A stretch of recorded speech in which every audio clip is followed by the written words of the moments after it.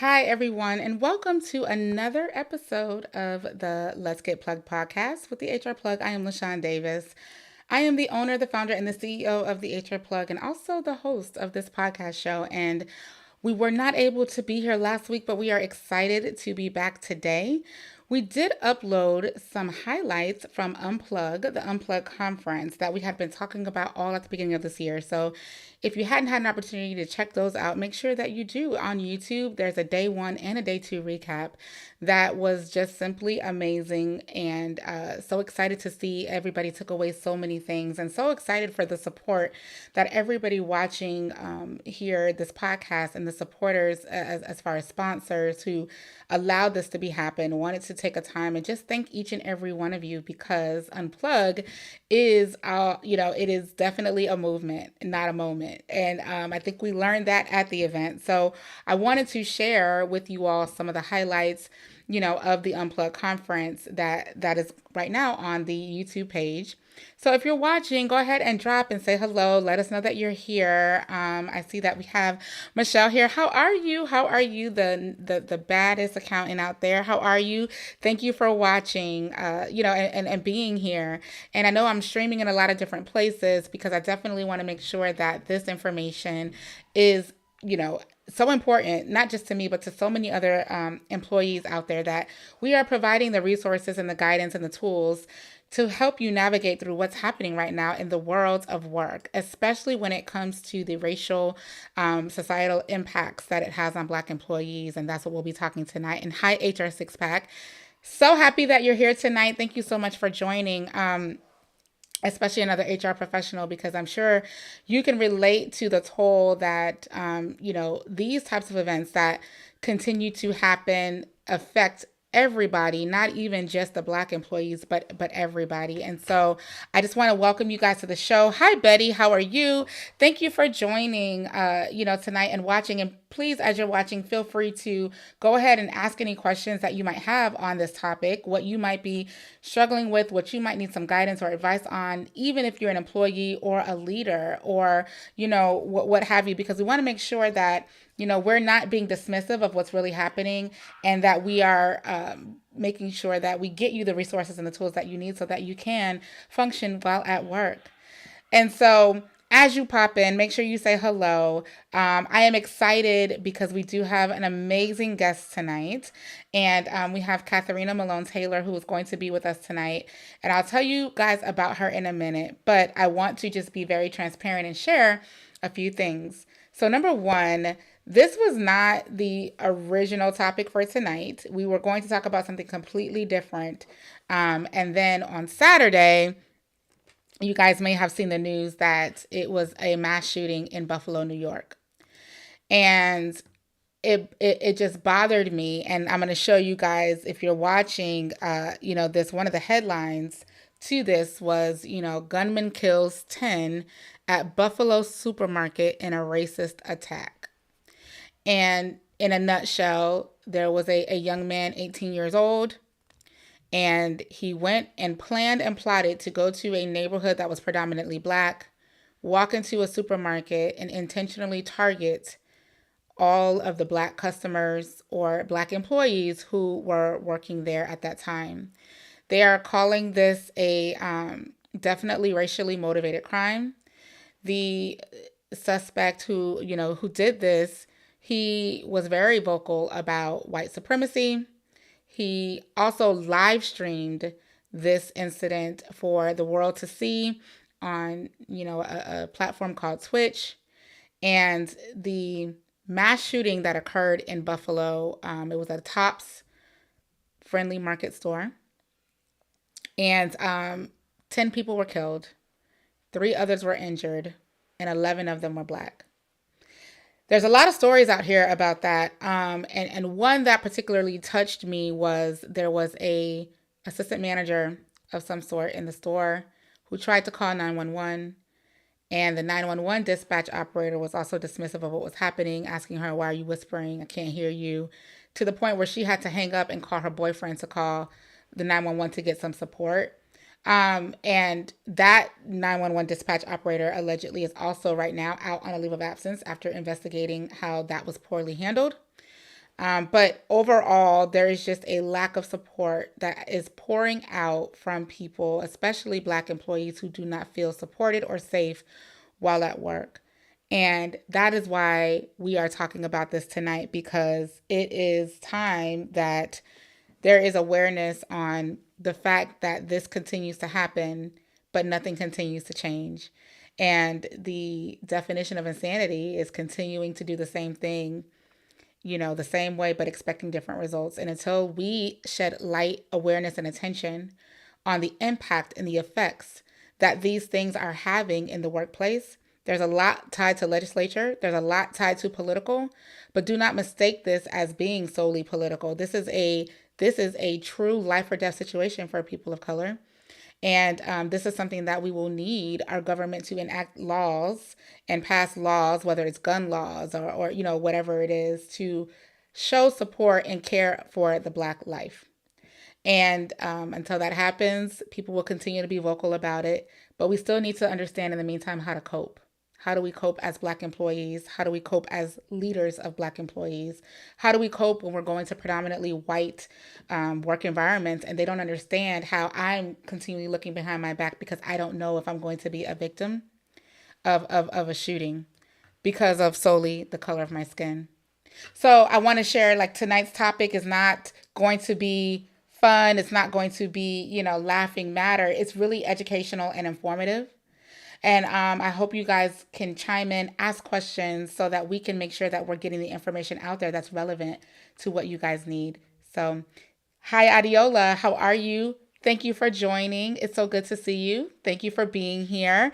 And, Five Finance, yes, a senseless act of violence. It is. It is a senseless act of violence that seemingly we have no consequences for. Because I would be remiss not even to mention how the suspect here was not black, he was white, but he's alive and unharmed. And the other piece to this is that there are so many black victims of tragedy who are killed because they're black without a weapon, without having killed 10 people, who are sleeping or who are jogging. And because of bias or because of racism, they're immediately shot. This is something that black people have to think about, encounter, live with every day. And we cannot dismiss or underestimate or undervalue, what that means or what that looks like. We've had people shot dead by police with no weapons because they were black. This gentleman's holding an assault rifle, bodies on the ground, and we approach him gently and walk him out. This is affecting, black people everywhere, white people everywhere. But we just need to not discount or, discredit the lack of resources that are even out there for black people to even get the mental health that they need.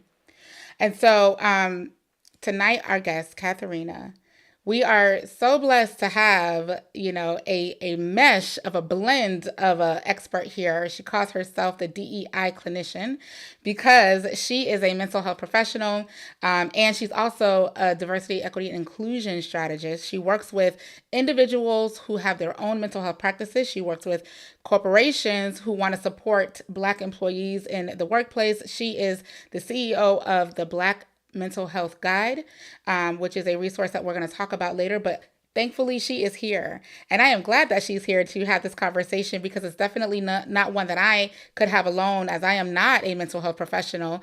And she is. And before we bring her out, I just want to also remind you guys a little disclaimer: she is not licensed to give any of you any type of medical advice or counseling services or anything like that. This is simply a conversation that we're having. And I would encourage you, if this conversation triggers you to feel certain ways or emotional ways, to seek professional help. And there's nothing wrong with doing that because you are not going to be the only one struggling or suffering or feeling some kind of way, about what is happening in the society to Black people. So okay, JP, I am so excited about this conversation. Listen, I'm excited too. Betty, unequal justice. It is definitely unequal justice. And until it's something done about it, we need to figure out how to cope and work through it. So without further ado, I'm going to bring Catherina out here and welcome her to the show. How are you today, Catherina? I'm doing wonderful. How are you? Listen, I'm relieved because you're here, the real I'm expert. glad. I'm glad. Yes, and Adiola, I know you're watching, and I know that you work in health and human services as well. So feel free to chime in, any of your expert, guidance or questions that you have, and anybody who's watching live who's has insights on this space or can offer suggestions. Please feel free to share them, in the comments, and we can try to get them out to support the people who might need it who are watching. But Katharina is here. I am excited she is here.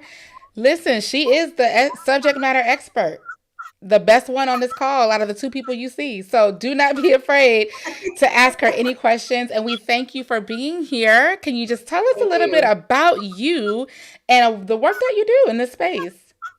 Definitely, definitely. So my name is Catherina Malone-Taylor. I'm an Afro-Latina. I am from Chicago, Illinois, North Side, Go Cubbies.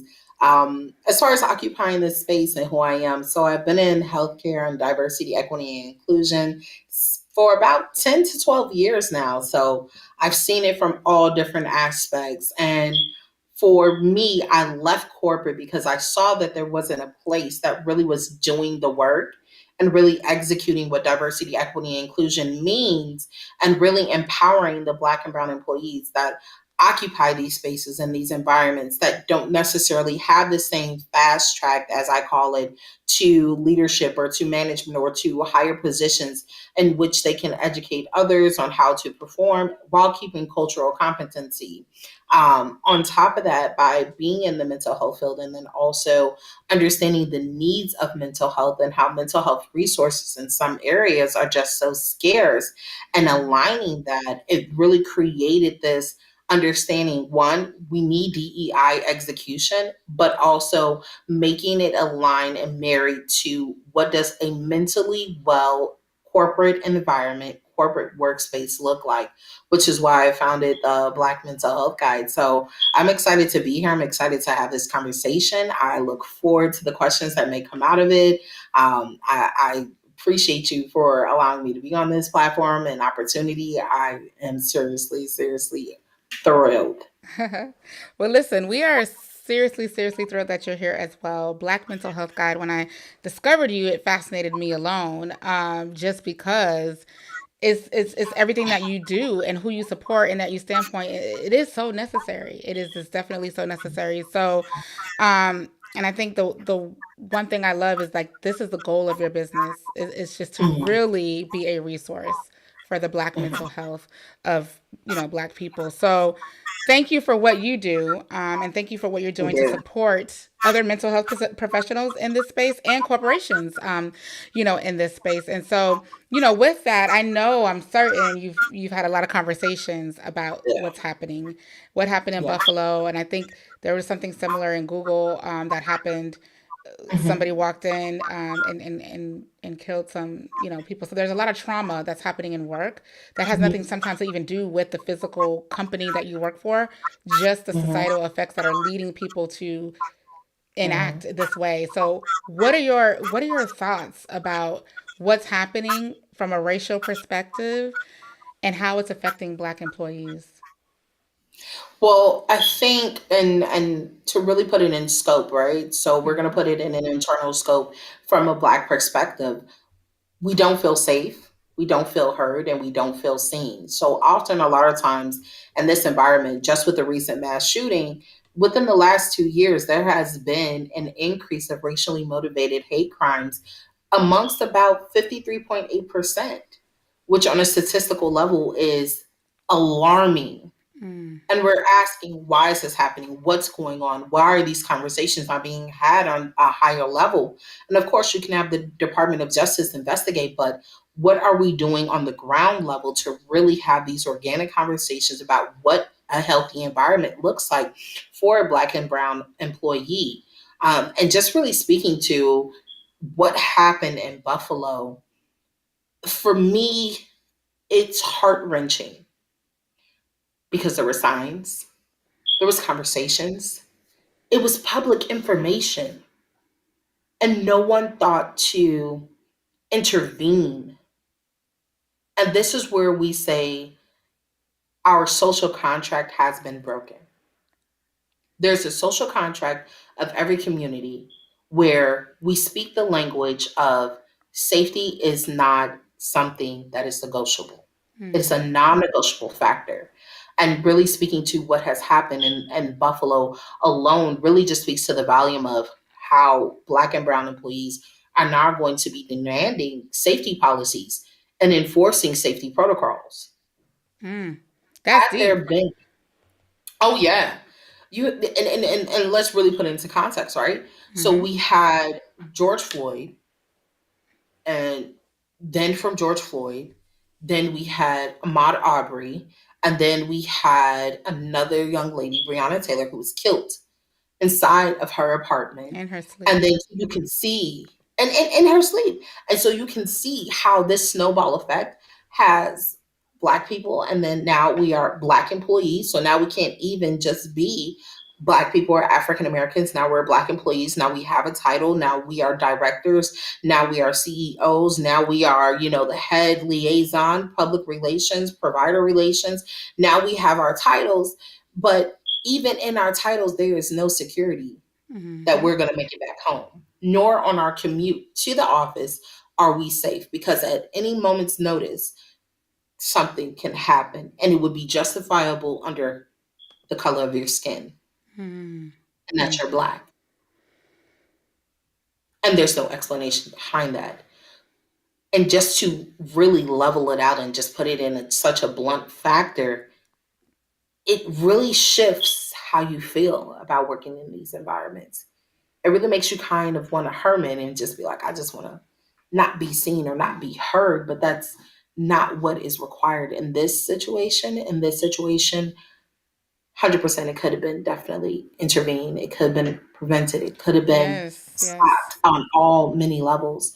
But now this is where we say, what are corporations going to do to ensure the safety of their Black and Brown employees? And it Period. doesn't start with a quote. It doesn't start with you sending out messages and emails and or directors coming by your cube or your desk or saying, "Hey, are you okay?" It starts with the execution of how do we start? And for me, it starts from the moment that I enter your building, but even before then, how I get to you or how I get to this office. Mm-hmm. And then understanding if I don't feel like taking that commute for safety reasons, this is where agile working spaces, which is really an incorporation of mental health and mental wellness environments that allows people to have the autonomy of their schedule. This is where we start implementing those resources and really start saying, I'm not Absolutely. coming in.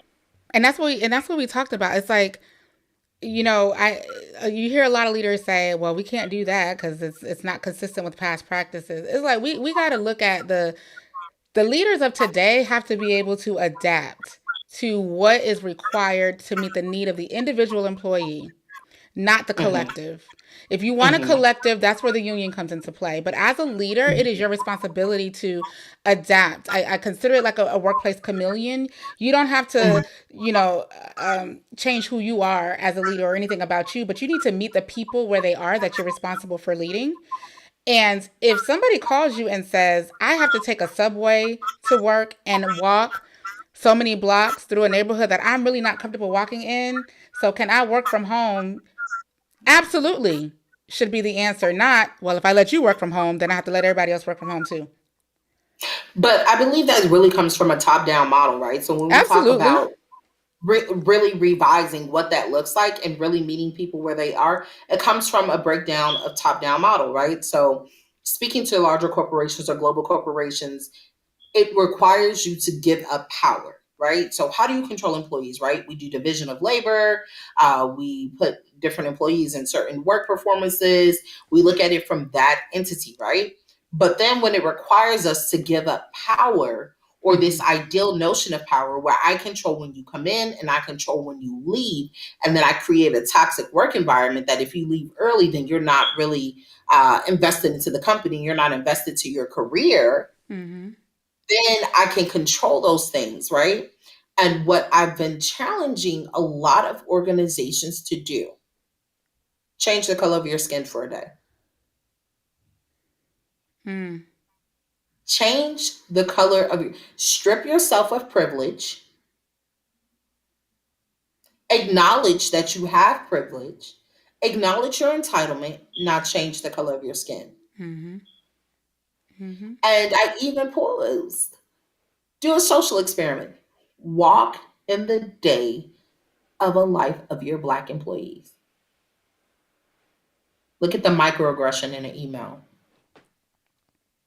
Look at the underlining comments that are made about education level, pay salary, or how did you get this position? Or was this affirmative action that Mm-hmm. promoted you here? Or what is this the diversity, equity, and inclusion track that got you into this position?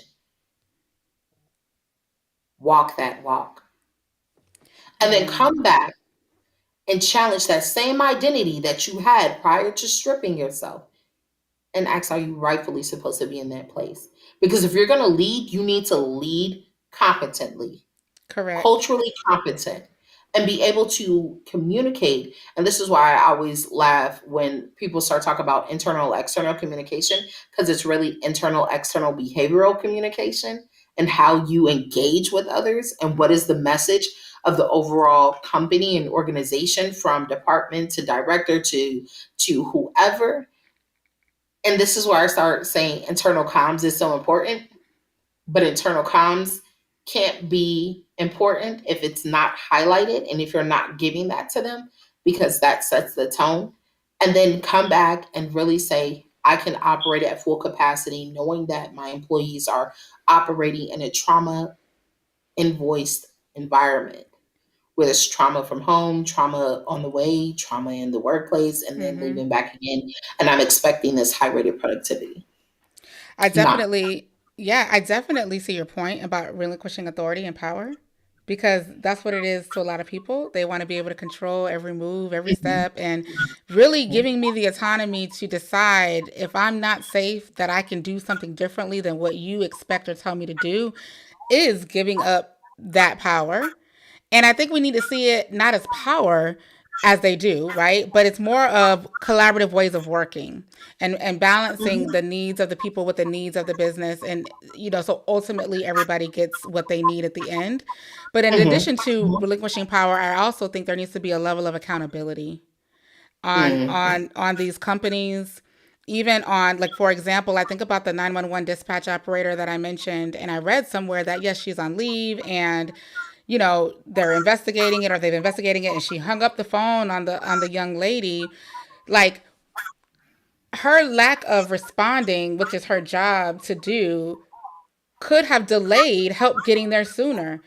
And there needs to be a level of accountability, for that, I think, as opposed to defending what protocols Mm-hmm. say, or what, whatever it says. And then the aftermath of everything that you mentioned about relinquishing that power and just really thinking about things from the employee perspective, or putting yourself in the shoes, seeing how they work. I think there also has to be a willingness of what you uncover or discover that you do something about.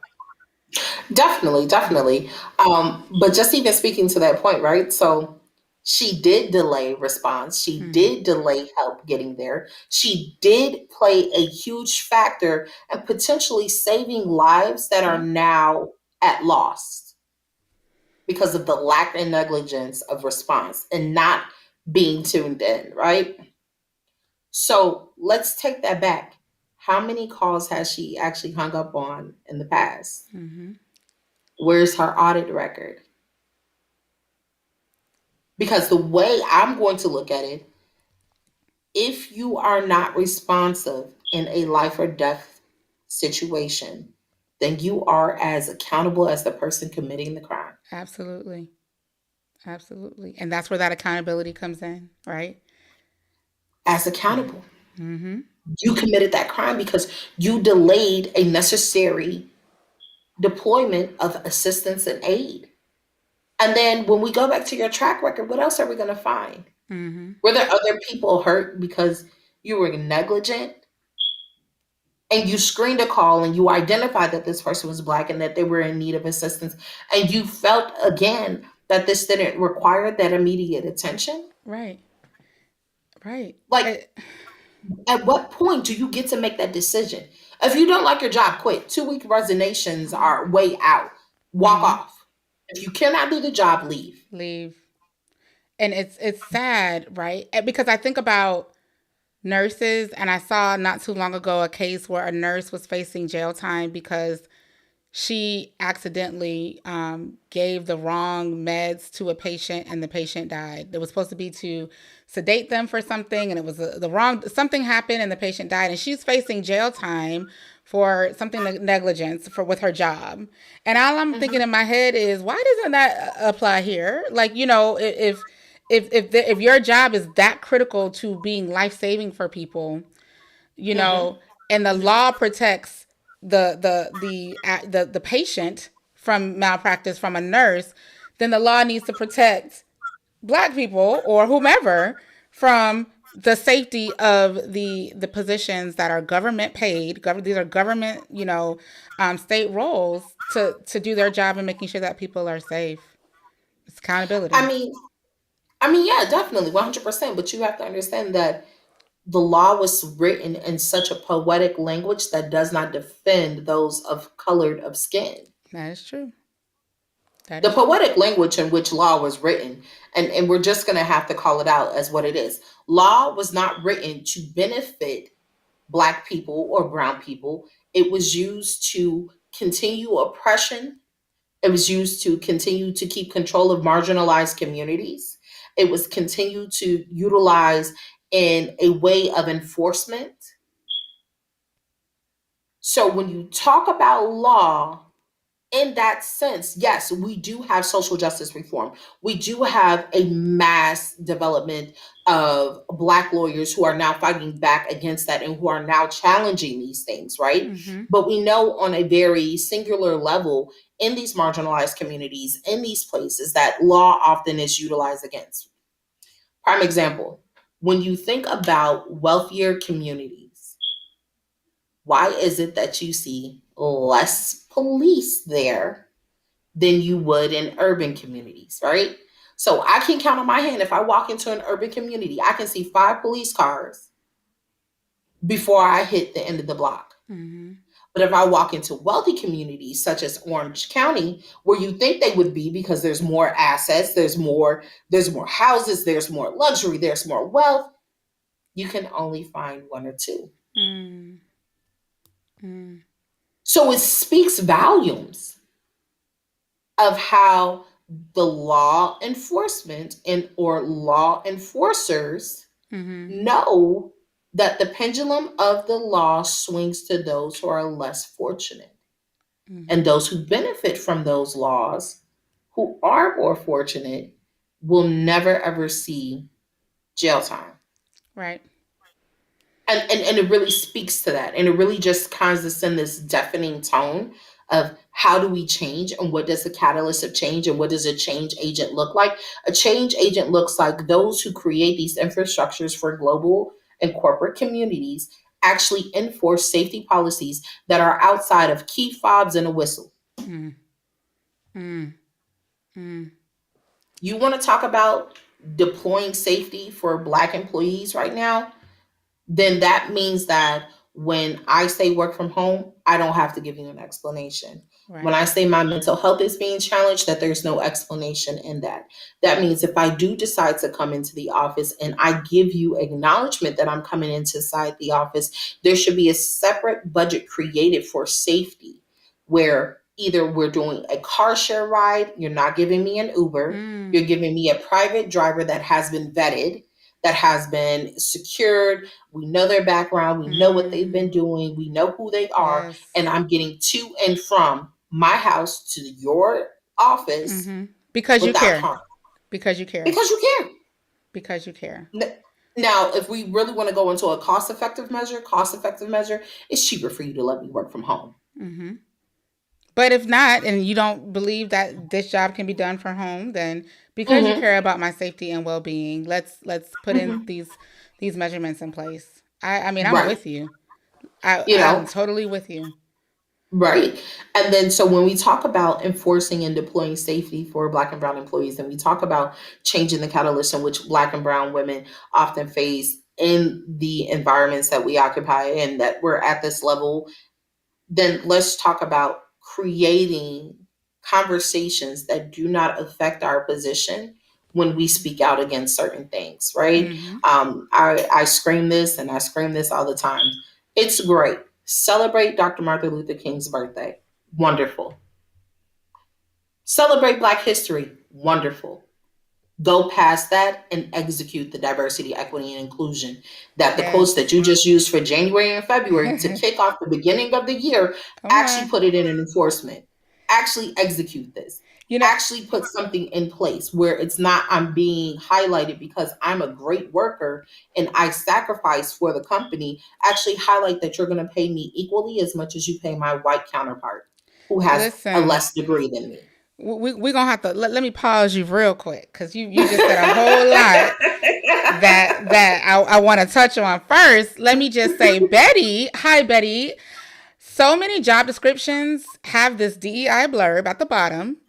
Hmm. But, most employers aren't actively listening, learning, or changing. They just want to check that EEO box. And it aligns exactly to what you just said, right? Like, let's not just talk about it. Let's not just update your website because you want to look good for the community. And, that whole piece is just can we do more? And what are you doing? And I tell Mm-hmm. people, when you're interviewing for a job at a new company, and Mm-hmm. you're a black person and you really want to know, is your safety, well-being, care, concern a priority for them, ask them that question. What are your diversity, equity, and inclusion goals, initiatives? What are you doing about that? Ask them, because if they don't have an answer, especially if they have it on their website, there's a problem.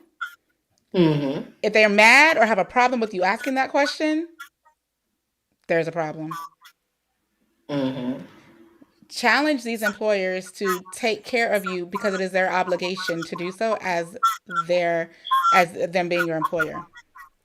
Or challenge the fact that their diversity, equity, and compliance officer is not a vending diversity. Right. I mean, let's be honest. I'm sorry. I just have to say that because I've been in a couple meetings and I'm like, oh, okay, all right, Yes. then, all right, yeah, you know. But even more so, and it was even wild because I'm thinking about an email that I saw, and it was like diversity, equity, and inclusion talk with Dr. So and so and the head assistant director of diversity, equity, and inclusion, and all of them are white. Mm-hmm. And I'm just like, oh, what are we talking about? Are we going to continue to push this agenda? Are we going to continue to have this sounding note? And believe me, I'm not against any of that. But how can you relate if you've never had the experience, Mm-hmm. right? So we always say there's a difference between field and practice. Practice, you're going to do the textbook. In field, it's a completely different game. Throw the textbook out the window. Now, this Yep. is the real life hands on experience. Art and science. It's the real life experience. Mm-hmm. What you going to do? And how are you going to do it? Because you have so many different stakeholders now that you have the attention of, and there's our certain guidelines that you have to adhere to. And in the same sense that we're talking about how to create these environments for Black and Brown employees, there are going to be allies who say, all right, I understand why it's necessary, but how can we help out in this situation?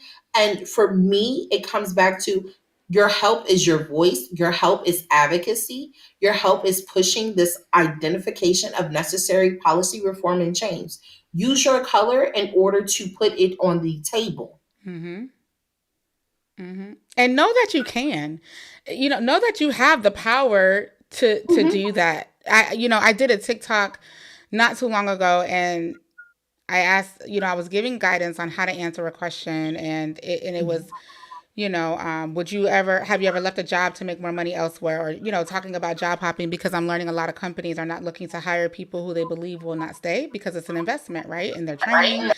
and all of that. And so in that, I was saying, when you give your answer, challenge the company to tell them, hey, if I am paid, equitably with the industry and internally with my peers who are doing the same job that I do, who may not look like me, then you'd never have to worry about me leaving for making more money, because you'd already be paying me what I should be making, right? Or, something to that effect. And so many people, no, I'm just going to lie. I'm not doing that. I'm not, like, and I'm just Mm-hmm. taken aback. Like, you have the power to demand what you rightfully deserve, Katharina, but there's so many people who don't even recognize that this is what you deserve. That's because they're, and ooh, you're going to put me on my soapbox. Ugh. Okay, I'm going to stand up on my soapbox with this one. That's because people are so used to settling and they have a poverty of mindset. Being poor is not financially, being poor is also within the mind. Yes. You will settle for oodles and noodles and call that ramen when there's a ramen place which you can afford, but just because you see the price, you won't go and pay for it, right? Right.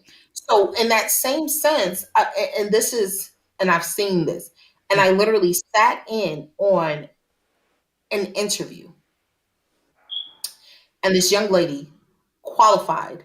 The budget for the position was six figures. Her asking was like 80,000, and they had a budget of 120,000 for this position.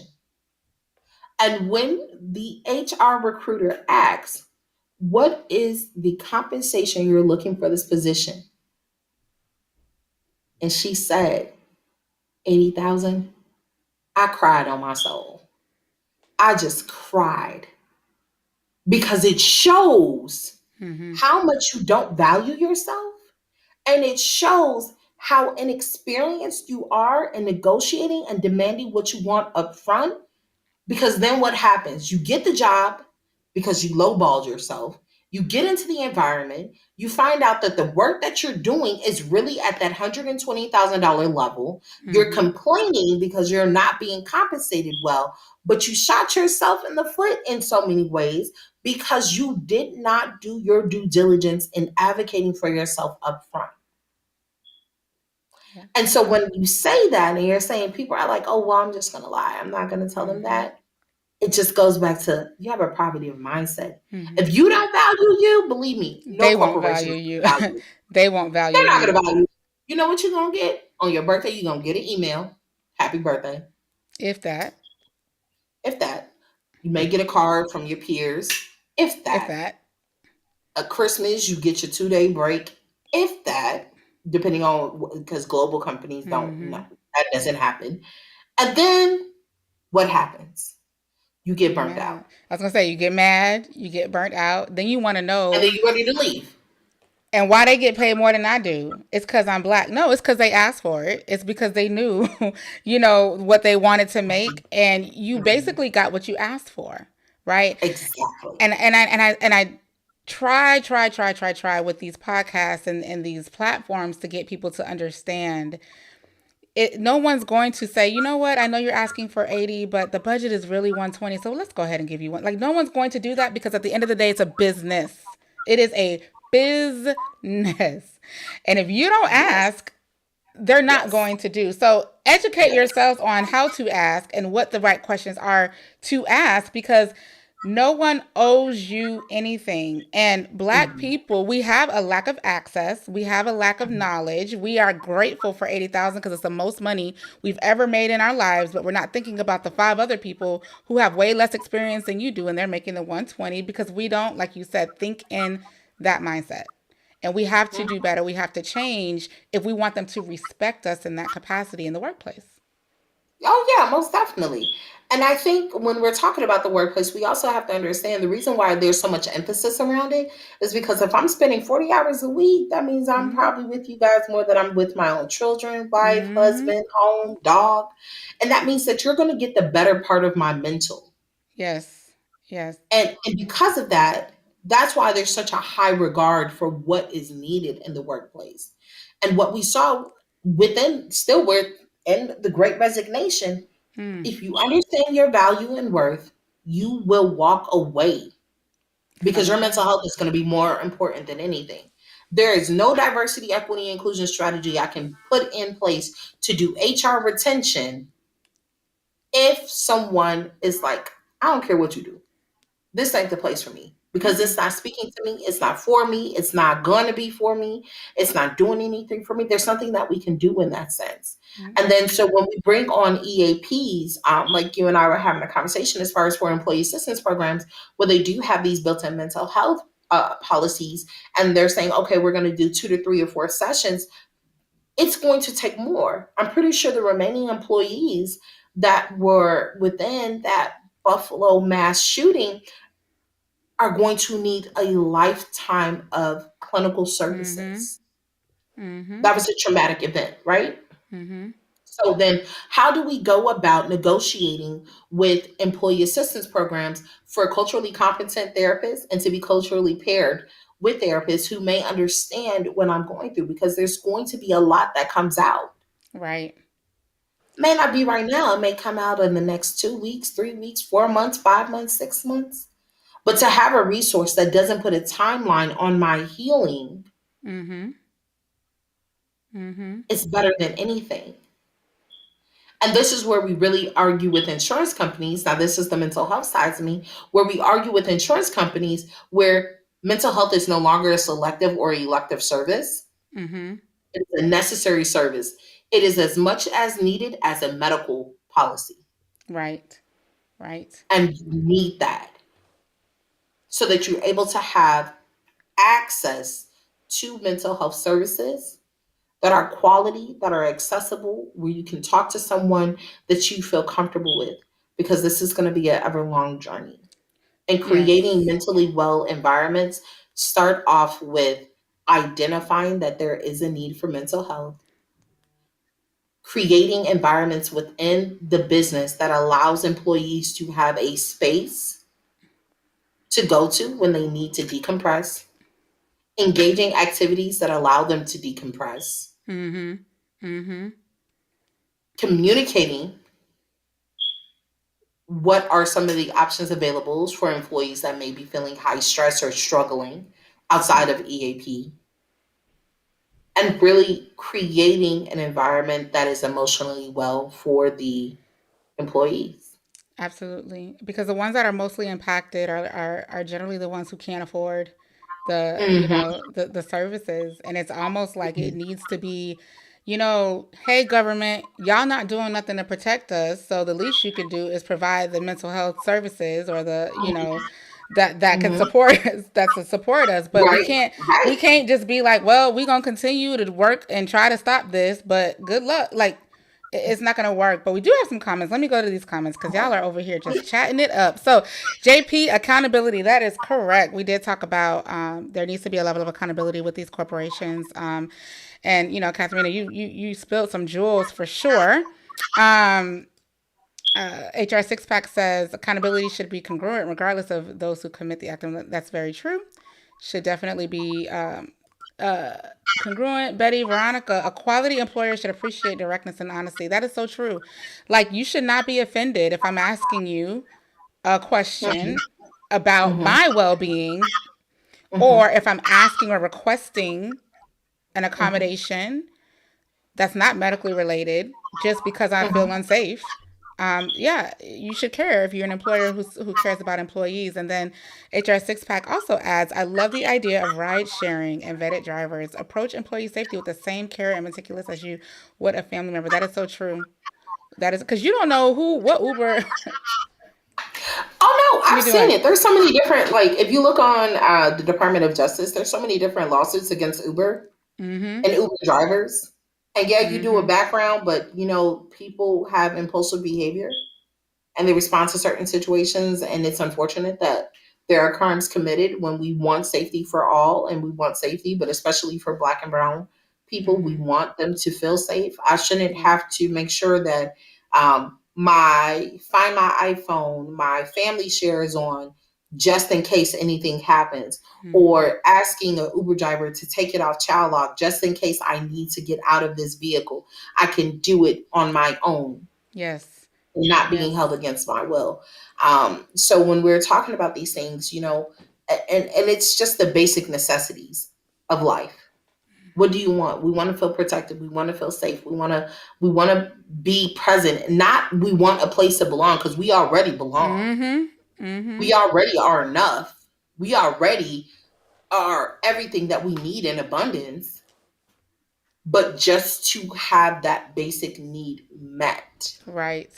and that's where it really comes in, and that's where it really starts the conversation of what do I do to create those environments, and what do I do to make sure that I'm able to not only communicate this to my employer, but how do we start these conversations outside of our employee resource Right. groups?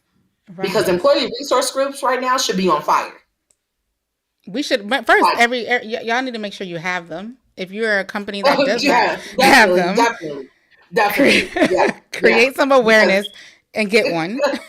yeah, employee resource groups should be on fire. Mm-hmm. From the Black employee resource groups on the way down to the LGBTQI employee resource groups, everybody should be on fire Mm-hmm. because statistically looking, yes, this is a racially motivated crime, hands down, racially motivated all day. There's no question about it. It's backline bite. We see it. But there have also been crimes against others. There have been crimes where just a couple of years ago, there was an assault massacre within a club in Orlando Yes. for Yes. LGBT against LGBTQI. So it's not unfamiliar. And it's sad that it's not familiar. Mm. That it's not unfamiliar. It's sad that it's not unfamiliar. It's sad that this is very much normalized. That we know that people will commit heinous acts and crimes and take lives because of whatever is going on, Mm-hmm. Mm-hmm. and then play in the sense of I knew what I was doing when I was taking a life, but now this is attributed to my poor mental health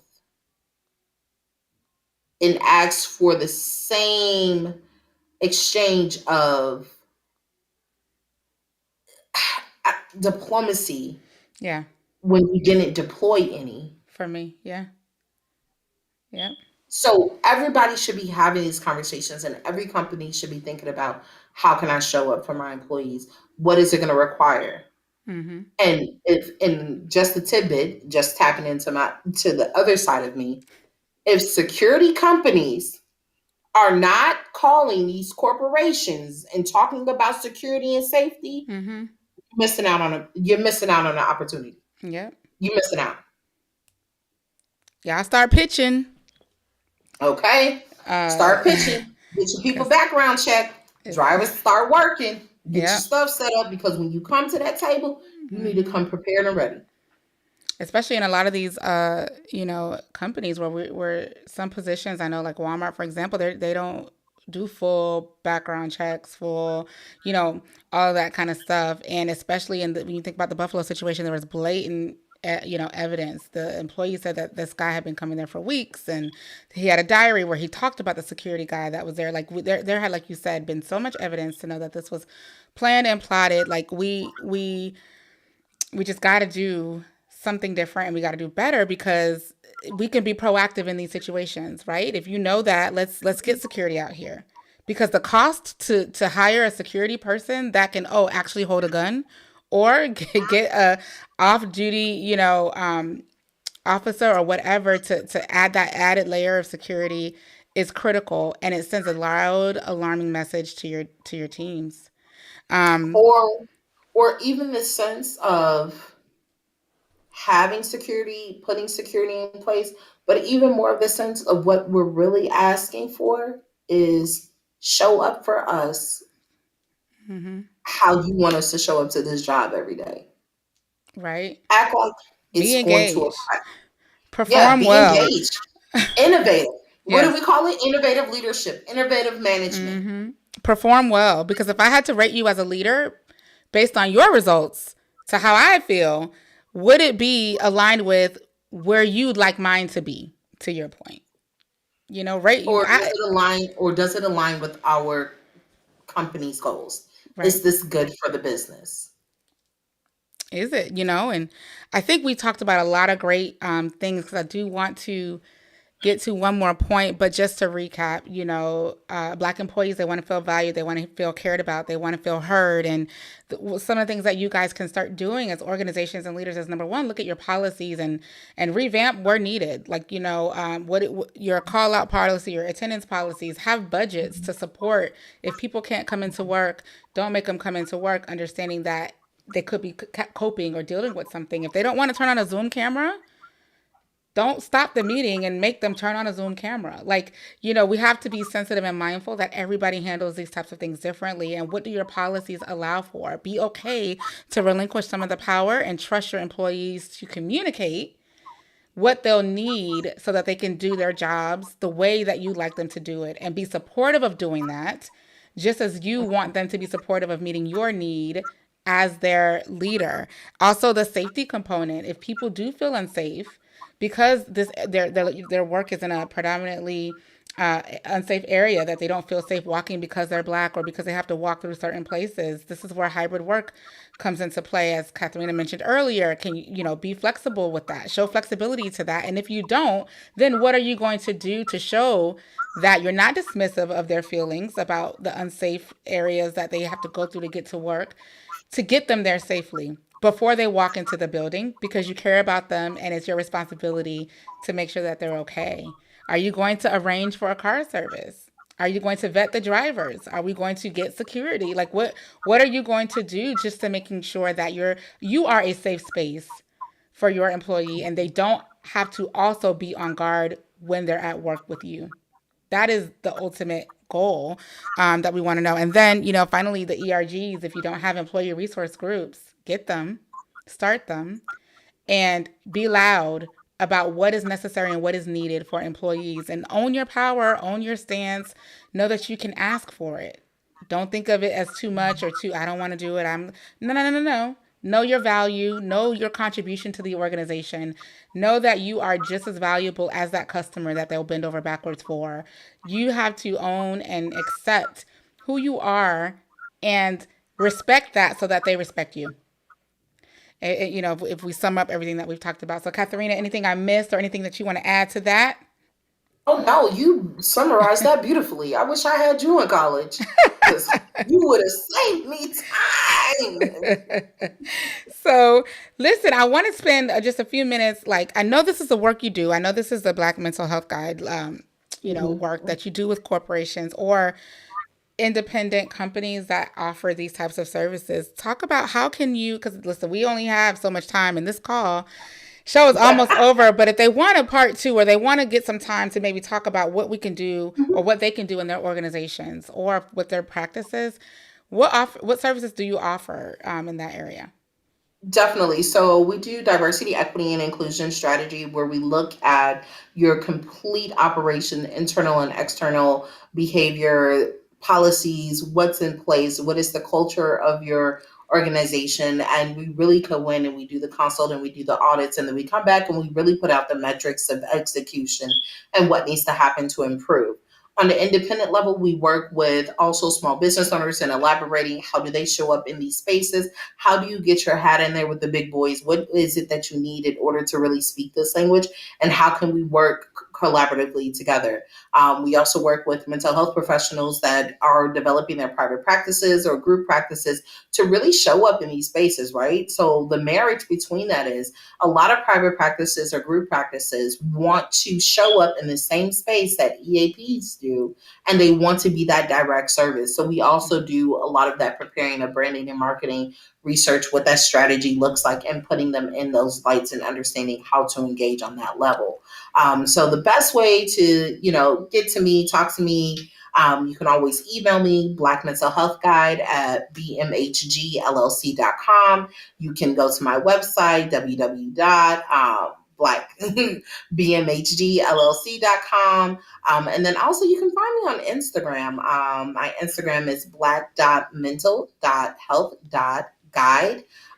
Always there, always, answering questions. If you have any questions, even if you're just from this live and you just want some more information, please definitely go ahead and, just email me and we'll definitely set up some time to have a conversation and talk. For sure. Thank you so much for that. And so, for those of you, that website was BMHG LLC. .com, and make sure that you go on there, check her out, email her, connect with her on social media, support the work that she does because it's important, y'all. We got to make sure that we support each other. I say that all the time, on this show. And so if you're a company and you're watching and you know that this is an area that maybe you're not as strong in or you need some support or some consultative services, definitely reach out to Miss Katharina here. And she, as you can see, knows her stuff and we will get her, all going. And so Betty says, thank you. Listen, thank you guys for watching, for tuning in, for participating, for, making your comments and asking your questions. Because sometimes it's challenging, talking about the topics that nobody wants to talk about and but need to be discussed. So thank you guys for tuning in. If you are interested in more topics like this, or you had a good time watching this episode, please be sure to subscribe to this podcast on the YouTube channel. And you can also listen to us audio on anywhere that you listen to your favorite podcast. We're also there as well. But subscribing really shows support and it shows that you like this work, you like these conversations, and it will remind you when to tune in when we might be live again. And that will be next Wednesday at 8 o'clock. We will be here with another episode, another show, another topic. And I hope you guys will join us then. And so I want to thank you publicly, Katharina, for being Thank here. you. I'm going to send you to the back while I close out the show. So thank you so, so much. Thank you. So everybody, listen. Thank you guys so much for watching, for joining, and for participating. It's never easy having these topics of conversation. I send my heart and condolences to the victims that were and their families that were involved in this recent shooting in Buffalo. I know that there was also another shooting that involved some racially motivated things that happened this weekend also in California. And this show was planned before I even, heard about that, but I definitely do not want to let everybody know that this podcast and this show and this platform is really to heighten awareness around these senseless acts and the effects that they have, not just on the people that that it happens to, but the people who are relating to the people that it happens to. And do what you can to be an ally. Use your privilege in ways that can support the people without the voices, who may not have a voice as loud as you do. And lastly, don't be afraid to say what you need to be well. Don't be afraid to do what you need to be well. Don't be afraid to ask your employers to put in precautions or measures to make you feel safe, not just at work, but also getting to work. Because we got to care about employees. If anything else, if our society isn't doing what they need to do quick enough, if they work for you, we need to do what we need to do to take care of them. And so we are your resources for that. Be sure to check out Catherina Malone-Taylor. If you need any DEI support, if you need any mental health support for your Black employees, that is her business. That's what she does. That is her jam. This is the HR Plug, Let's Get Plugged podcast. I appreciate all of you watching. Don't forget to subscribe. And until next time, take care.